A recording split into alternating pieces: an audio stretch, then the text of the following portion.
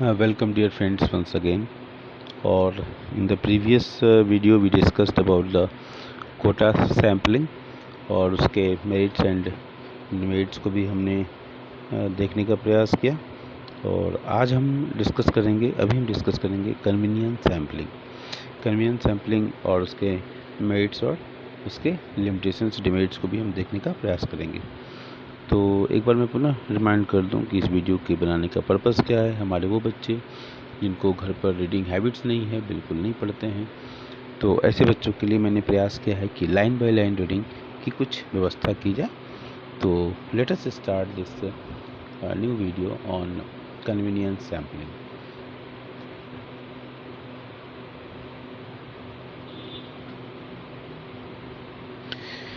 Convenience sampling. This method is different from the other two above mentioned methods. तो ये method उन methods से अलग है। Since the portion or chunk or a universe is selected purely on the basis of convenience, तो जो universe से हमने डेटा कलेक्ट करना है यूनिवर्स से, वो बिल्कुल क्या है, हमारी सुविधा के आधार पर है। हम इन्वेस्टिगेटर जिसमें सुविधा उसको लगती है उस आधार पर वो सेलेक्ट कर रहा है।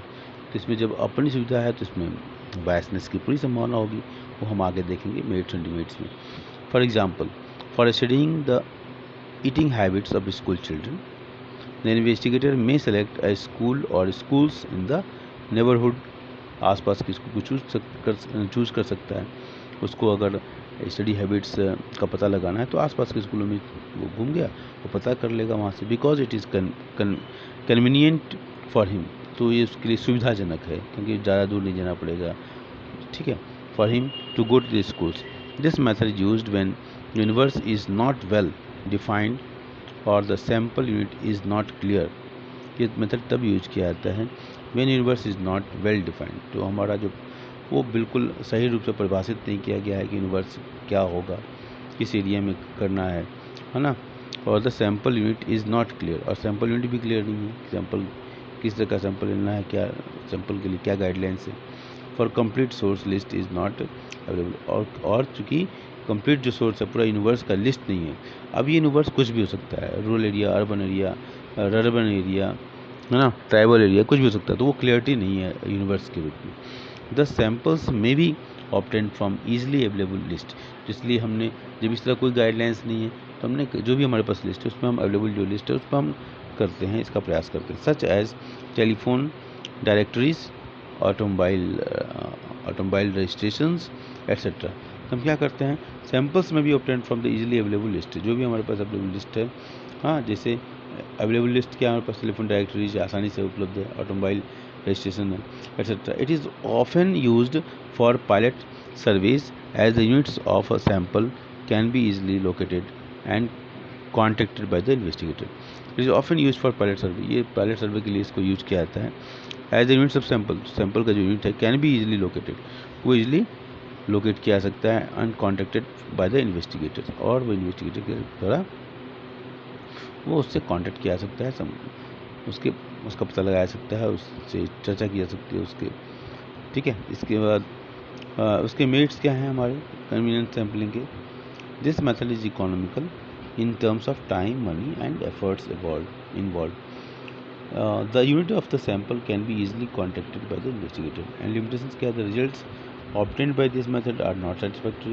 The unit of the sample are not true representative of the universe, and there are chances of bias by investigator while selecting the samples. तो ये हमारा था कन्वीनियंस सैम्पलिंग। एक बार पुनः दोबारा हम देखना चाहेंगे, रीडिंग कर लेते हैं fast. This method is different from the other two above mentioned method since the portion or the chunk or the universe is selected purely on the basis of convenience. For example, for studying the eating habits of school children, investigator may select a school or schools in the neighborhood because it is convenient for him to go to the schools. This method is used when the universe is not well defined or sample unit is not clear or complete source is not available. Thus, sample may be obtained from easily available lists such as telephone directories, automobile registration, etc. It is often used for pilot service as the unit of sample can be easily located and contacted by the investigator. Merits और limitations यहाँ दिए हुए हैं. इसके बाद हम उम्मीद करते हैं समझ में आया होगा आपको, और इसके बाद हम आएंगे एरर पर बात करेंगे. सैम्पलिंग एरर क्या होता है उस पर चर्चा करेंगे. Thank you.